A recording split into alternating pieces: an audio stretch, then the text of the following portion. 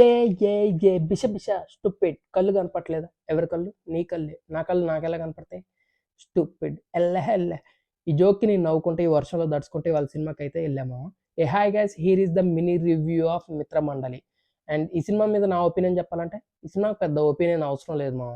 Set of ఆడియన్స్‌కి నచ్చిద్ది, set of ఆడియన్స్‌కి నచ్చకపోవచ్చు. నన్నైతే థియేటర్‌లో కూర్చున్నంత సేపు ఎంటర్‌టైన్‌మెంట్ అయితే చేసింది. అండ్ నాకిష్టమైన కమెడియన్స్ ఉన్నారు దీంట్లో. 'ప్రియదర్శి' గారు, 'ప్రసాద్ బెహ్రా' గారు అండ్ 'మ్యాడ్' సినిమాలో లడ్డు మామ మస్తు ఫన్ అనిపించింది. అండ్ హీరోయిన్ వచ్చేసి పెద్ద పెద్ద సినిమాకి ప్రమోషన్స్ చేసినామా 'నిహారిక' గారు. తన యాక్టింగ్ అయితే నేనైతే చూడలేకపోయా. ఎందుకంటే ప్రమోషన్స్ లాగే ఉంది యాక్టింగ్ గూడా. అండ్ సినిమా కన్నా నేను బయట ఇవాళ థియేటర్‌లో బాగా ఎంజాయ్ చేశాను మామ. నా ఎనకాల ఒక అక్క కూర్చుంది. ఆ అక్క నవ్వే నవ్వుడికి థియేటర్ దద్దరిల్లిపోతుంది.